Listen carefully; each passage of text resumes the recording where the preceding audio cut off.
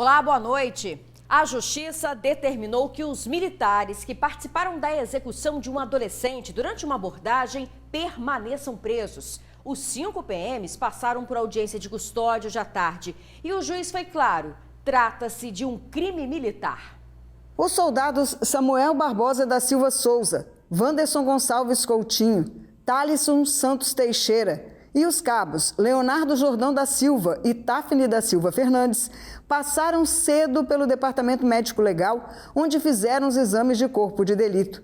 Em seguida, os militares foram para a audiência de custódia, onde a prisão em flagrante foi convertida em preventiva. Os militares estão envolvidos numa ocorrência onde um adolescente de 17 anos foi assassinado durante uma abordagem. O fato aconteceu na cidade de Pedro Canário, distante cerca de 220 quilômetros de Vitória. Foi na manhã de quarta-feira. A câmera de vigilância local registrou quando um jovem identificado como Carlos Eduardo Rebouças Barros estava com as mãos algemadas e foi friamente executado pelo militar, sem apresentar qualquer resistência. Em seguida, os militares puxam o adolescente para dentro de uma casa. Alegam em ocorrência que acionaram o SAMU, mas que decidiram por levar Carlos Eduardo para o hospital, mas no trajeto ele morreu. No registro da ocorrência, a versão dos policiais não retrata o que a câmera de vigilância registrou. São 2 versões para o mesmo fato. Em uma das versões, os policiais contam que atiraram contra o adolescente, porque durante a fuga ele teria disparado contra eles. Foram 4 tiros contra os policiais e um deles revidou, disparando 6 vezes sem saber se acertou. E a arma usada por Carlos Eduardo teria sido encontrada no quintal. Na outra versão, os policiais argumentam que o adolescente já estava rendido, mas teria feito menção de atirar neles ao colocar a mão na cintura, onde estaria a arma. A reação do policial, então, foi atirar, e agora por 2 vezes. Nesse relato, a arma foi encontrada na cintura de Carlos Eduardo. Tão logo o vídeo viralizou nas redes sociais, as versões vieram abaixo e os policiais foram detidos. Mas ao serem questionados do fato, se calaram. Eles se reservaram o direito de ficarem calados na presença dos seus advogados. É um direito constitucional que lhes assiste, mas o conjunto probatório, dentre eles o vídeo, a ocorrência, as testemunhas, foram suficientes para que o oficial que está lá no cartório, da 13º Batalhão, ele se convencesse da prática delituosa e assim autuou 5 no crime de homicídio. A mãe de Carlos Eduardo conta que os policiais envolvidos na morte do filho já foram várias vezes na casa dela e em uma dessas vezes ameaçaram o filho de morte. Porque meu filho estava algemado, eles deviam levar meu filho preso e eles não levaram. E eu não estou suportando essa dor. Essa dor é muito forte. As polícias veio aqui por várias vezes, sem mandato, entrou na minha casa, arrombou a casa da minha mãe, arrombou aqui na minha casa. Ao todo, participaram desta ocorrência 3 soldados e 2 capos. O mais antigo, e que teria sido o autor do disparo, teria 10 anos na corporação. O governador Renato Casagrande usou a rede social para se pronunciar sobre o fato e pedir apuração rigorosa. O comandante da Polícia Militar, Coronel Douglas Caus, falou sobre a conduta da corporação a partir de agora. O que foi visto ali é uma coisa completamente atécnica, que nunca foi ensinado nos bancos da academia da Polícia Militar, e a Polícia Militar não coaduna com aquele tipo de conduta. A questão da câmara corporal, alguns estados brasileiros já estão adotando. O Espírito Santo quer dar passos firmes no sentido de adquirir o melhor equipamento. Não é só adquirir o equipamento, é criar todo um conjunto de protocolos de uso do equipamento que é tão importante quanto a aquisição, e sim, a gente vai caminhar nesse sentido. As armas já foram apreendidas e serão encaminhadas a balísticas. Os policiais seguem presos no quartel. Após a audiência de custódia, a Secretaria de Segurança Pública do Estado afirmou que cumpriu o papel que lhe cabe ao prender os militares envolvidos e que também forneceu todas as informações que contribuíram para o trabalho de análise do Poder Judiciário e Ministério Público. Reforçou que o governo não pactua com qualquer tipo de ilegalidade ou ato violento que ocorra fora do que preconiza o Estado Democrático de Direito. Em Jaguaré, um homem foi morto durante uma ação policial. No vídeo, a mulher mostra o marido no chão. É uma plantação de pimenta. O policial civil está armado e a mulher lamenta o fato de, mesmo baleado, a vítima não ser socorrida. A Polícia Civil confirmou que o suspeito foi morto durante uma operação no bairro Boa Vista 2, em Jaguaré. Os investigadores chegaram ao local, se depararam com esse aí, que é o John Mike da Silva Mariano, com uma pistola nas mãos. Ele teria atirado contra os policiais que revidaram. O suspeito morreu no local e um policial ficou ferido, precisando de atendimento na UTI. Com o suspeito, segundo a polícia, foram encontradas arma e drogas. O John Mike já tinha passagens por tráfico e era investigado um duplo homicídio. Os policiais civis foram levados à delegacia, onde foram ouvidos, as armas apreendidas e o caso agora segue sob investigação da Corregedoria da Polícia Civil. Vamos falar agora, gente, do preço da gasolina. Está nas alturas, né? Em alguns postos, o valor do litro é perto aí de R$ 6,00. E esse aumento é consequência da volta de um imposto federal que foi congelado no ano passado. Encher o tanque do carro é raridade para o seu João. R$50 o que pode para trabalhar hoje. Já o Flávio faz questão de pechinchar antes de abastecer. O que eu venho trazendo passageiro e olhando os postos, né? Para lá tá 78, 98... Tudo essa base, mais ou menos. O preço aumentou de novo essa semana. O reajuste foi de 34 centavos por litro da gasolina. Dessa vez, o motivo foi a volta da cobrança de parte dos impostos. Com o retorno do imposto, a gasolina teria que ficar mais cara 70 centavos, aproximadamente. Agora, por estratégia do governo, para não gerar um baque, né, e aumentar a inflação com uma paulada mesmo, ele achou interessante fazer esse ajuste parcial. Então, ele subiu ali esse imposto parcialmente, que representa algo em torno de 47 centavos. Só que a gasolina caiu 13, então essa diferença é o que a gente vai ver nos postos, né? É aproximadamente 34 centavos de aumento. Esta é a segunda vez que o valor do litro da gasolina sofre aumento só neste ano. Em janeiro, foi a Petrobras quem fez o reajuste para alinhar aos preços internacionais. O aumento de agora é para equilibrar os cofres públicos. O governo ele precisa arrecadar. A situação fiscal brasileira é um problema, né, para esse ano de 2023. Inclusive, é um dos principais pontos que o mercado, que o investidor, enfim, que as pessoas acompanham em relação ao endividamento do Brasil. Porque quando o juro sobe, a economia para de crescer, as pessoas param de consumir, as empresas param de contratar, de crescer. Então, para controlar esses juros, o governo atuou no controle da inflação, tirando o imposto, só que de forma temporária. O governo deixou de arrecadar muitos bilhões com esse corte. Agora que virou o ano, o prazo desse ajuste acabou, o governo precisa ganhar dinheiro, né, engordar o cofrinho para poder não se endividar mais, então por isso que não tem como permanecer com essa isenção. Vale lembrar que no valor da bomba ainda está embutido o lucro do posto. Neste aqui em Vitória, a gasolina passou de R$ 4,99 para R$ 5,49. Ou seja, 60 centavos a mais. Então, uma série de impostos que contribuem com aproximadamente 53% hoje do preço do combustível. O preço da Petrobras repassado às refinarias é algo próximo de 47%. Tá? Então, a gente vê, olha, mais da metade do que a gente paga ali na hora de abastecer o nosso carro, a nossa moto, é imposto. Sem outra alternativa, o motorista acaba pagando. Tá barato, pra mim acho que tá barato, não tá caro não. Lá na Serra tá valendo mais a pena. Tá muito caro, muito alto está a gasolina. Então eu vou dar o que pode para trabalhar hoje e carregar mais passageiros, né? Nunca tem para onde correr, né? Agora veja essa, um caixão com um corpo dentro foi encontrado no meio da rua em Vila Velha. A cena chamou a atenção dos moradores lá do bairro Ataíde, mas tem uma explicação, gente. É que esse caixão caiu do carro de uma funerária quando o veículo subia a ladeira. Um motociclista que passava pelo local viu a cena, foi atrás do motorista do carro. O condutor não tinha percebido que o caixão tinha caído. Olha só que história, gente. E ele voltou 10 minutos depois, recolheu o caixão com o corpo dentro. A seguir, morador de rua agride estudante em Vitória. Os detalhes já já. Uma estudante foi agredida por um morador de rua enquanto esperava a van escolar. E a agressão foi gratuita. Pegou a jovem desprevenida.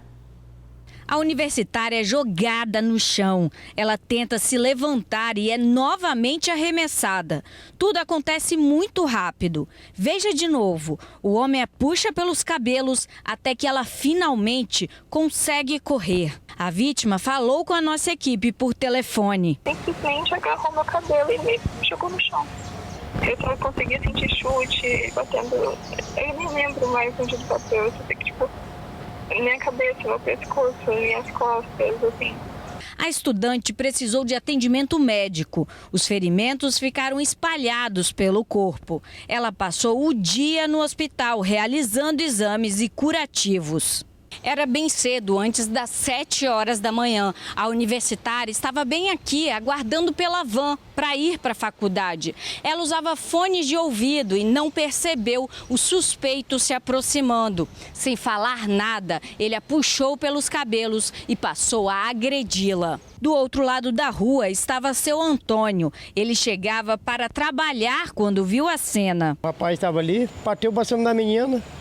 Aí eu, não para deixar ela caída no chão, eu não deixei não. Aí parti para cima dele.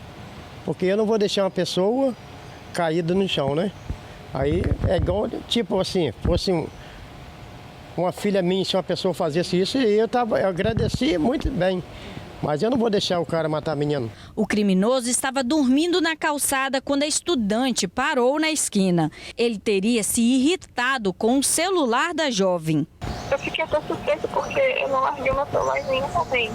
E ele falou que eu estava incomodando ele com o meu celular. Não teve motivo não, porque a menina não tem nada a ver com isso. Ele de lá falou assim, você está me atrapalhando aqui. Mas como que o cara vai atrapalhar, a menina vai atrapalhar aqui e ele lá, dormindo lá, ele que queria agredir ela, ele ia agredir ela. Além de ter que curar os ferimentos do corpo, a estudante também espera vencer o trauma que a violência deixou. Vencer acho difícil, mas eu espero saber conviver com isso para que não me atormente mais. Que absurdo, né? Olha, a gente demandou a Prefeitura de Vitória para saber sobre esse acompanhamento de pessoas em situação de rua, né? Só que, infelizmente, a gente não teve retorno. A Polícia Militar disse que foi acionada no momento, fez rondas, mas o suspeito não foi localizado. Quem passa pela terceira ponte já percebeu que as muretas de proteção estão sendo trocadas. É mais uma etapa das obras de construção da ciclovia na ponte. As muretas laterais da terceira ponte começaram a ser retiradas e, com isso, vai ter um aumento de 4 para 6 faixas na via. Serão 3 pistas nos 2 sentidos da ponte. A faixa mais larga vai ser exclusiva para ônibus, caminhões e motos. Esses blocos vão ser retirados e vão ser encaminhados para a reciclagem da construção civil. A capacidade de fluxo vai aumentar em torno de 40%, melhorando o trânsito nos horários de pico. As obras avaliadas em R$ 127 milhões para ampliar a pista e construir a ciclovia começaram em julho do ano passado e devem ser concluídas no próximo mês. Refazer pintura, redimensionar as faixas, fazer toda a sinalização e aí a ponte está liberada, está pronta para circular com 3 faixas. Em paralelo, nós vamos estar acabando a ciclovia, a iluminação já foi feita no sentido Vitória-Vila Velha, vamos começar Vila Velha-Vitória, os acabamentos de acesso às cidades também, nós vamos começar agora no mês de março também finalizando, e aí em abril nós temos condições de inaugurar toda a terceira ponte, ampliação e ciclovia. E para aumentar ainda mais a segurança dos ciclistas que vão passar por aqui, serão instaladas várias câmeras de vídeo monitoramento, além de botões do pânico. Isso para ajudar ao ciclista que se acidentar ou precisar de alguma ajuda. Uma cabine deve ser disponibilizada no Corpo de Bombeiros para monitoramento 24 horas da ciclovia. O calendário da Festa da Penha foi divulgado, o TN2 te mostra já já. Foi divulgado o calendário da maior festa religiosa do estado. A Festa da Penha acontece entre os dias 9 e 17 de abril. No dia 9, domingo de Páscoa, tem a abertura do oitavário no Campinho do Convento. E termina a festa, no dia da padroeira, que é numa segunda-feira, 17 de abril. Durante esse período serão feitas as tradicionais romarias, dos homens, das mulheres, a romaria dos militares, dos deficientes, entre outras. O tema deste ano é Com Maria, chamados a servir. As missas na capela acontecem às 5 da manhã, 7, 9 e 11 horas. E à tarde sempre tem, a partir das 3 horas, o oitavário no Campinho. Essa festa religiosa é a mais tradicional do Espírito Santo e uma das 3 maiores festas marianas do país. Vamos mudar de assunto? Olha só que nós vamos te apresentar. Eles pensam rápido, têm boa memória e um poder de concentração, viu, de dar inveja. Quando o assunto é criatividade, não tem nem comparação. São os estudantes com altas habilidades. O pequeno Francisco tem apenas 4 anos e já surpreende muitos adultos pela sua inteligência. Responde, 83 vezes 5. 8 vezes 5 é igual a 40, botou o zelinho 400. 3 vezes 5 é igual a 15, agora somar. 400 mais 15 é igual a 415. Após ser acompanhado por profissionais, o Francisco está em um grupo de pessoas com alta capacidade intelectual, o que representa apenas 2% da população mundial. Quando a gente foi ver, ele fez uma linhazinha, limpou o campo e começou com o dedinho dele, escrevendo as letras do nome dele. Falei, filho, o que você escreveu aqui? F-R-A-N-C, ou seja, soletrou. Aí eu falei, filho, você escreveu o seu nome? Sim. Aí eu fui, apaguei e falei, faz de novo então, papai. Ele foi lá e fez direitinho, com letra de forma, o nome dele. Falei, não é possível, ele já sabe escrever. Todas as vezes que ele vai numa loja de brinquedos, ele já vai direto nas letras e números, brinquedos de montar. Nunca vai escolher um carrinho, por exemplo. Quando tinha apenas 1 ano, ele já sabia o alfabeto e palavras menores. Com 3, o Francisco aprendeu a ler e a escrever. Hoje, com 4 anos, ele já sabe ler, escrever e falar frases e palavras em inglês. Todo o básico que a gente já conversa com ele, ele já responde e sabe. Perguntar o nome dele, o que ele quer comer, se ele está com fome, quais são as cores, quais são as frutas. Tudo que você imaginar, coisa simples, ele já sabe inglês. A gente foi buscando na internet mesmo atividades e montamos algumas apostilas para ele ir fazendo as atividades dele, que ele gosta muito também. E livrinhos, ele gosta muito de livros, então a gente começou a comprar livros para ele, fazer leiturinha em casa. E ele foi respondendo bem a tudo isso. A gente sabe que na idade dele é mais o lúdico, ele não vai ser alfabetizado agora, mas ele, por conta própria, ele se avançou, né? Ele mesmo tem essa vontade de escrever. Mas o Francisco não é o único com altas habilidades. Aqui no estado, só as escolas públicas atendem 311 crianças com altas habilidades. Esses potenciais são desenvolvidos com projetos em diversas áreas, como robótica, ecoarte ou, por exemplo, ciências humanas. A maior parte das crianças atendidas estão na região metropolitana de Vitória, com um total de mais ou menos 280 crianças. Mas, de acordo com o governo, a proposta é ampliar o número de crianças atendidas em todo o estado. O nosso NEAF, ele tem autonomia para poder fazer a intervenção pedagógica de forma que a gente realmente garanta que todos os nossos estudantes com altas habilidades tenham seus potenciais bem desenvolvidos na rede. Na escola Belmiro Teixeira Pimenta, na Serra, há alguns projetos voltados para crianças com altas habilidades. Lá, elas têm aulas de robótica e ecoarte. Em algumas situações eu preciso da matemática para poder fazer alguns cálculos, um pouco de inglês para poder fazer a programação. E a parte que eu mais gosto da robótica mesmo é a programação, porque é uma parte que você consegue programar e ainda colocar os robozinhos para fazer as coisas. O robô pode ajudar na sociedade, né? Pessoas com não tem muita mobilidade, pessoas de cadeira de roda. A gente teve um projeto que a gente levou para Colatina, foi a casa inteligente. Se passar a mão, ela acende. Um dos principais traços que difere essas crianças é o grau de interesse acima da média dos alunos. São bastante criativos, eles buscam soluções para um problema cotidiano, para a questão da sociedade em relação à saúde, a questão ambiental. O importante após isso tudo é identificar essas crianças com altas habilidades e conseguir estimular o processo de toda essa galera. E não esquecendo também da parte social, porque a parte social é outra coisa importante. A gente leva ele para jogar bola, leva ele na praia. A gente sempre procura também fazer com que ele se socialize para que ele não fique só nesse mundo que ele gosta. Muito bacana, só tem fera aí, gente, muito legal, tem que incentivar mesmo essas cabecinhas curiosas, tem que incentivar, mostrar tudo que tem nesse mundão aí. Esse atendimento especializado que a gente mostrou é feito sempre fora do horário escolar, viu, gente? Vamos incentivar os nossos pequenos. TN2 fica por aqui, muito obrigada pela sua companhia, boa noite, amanhã tem mais, até lá.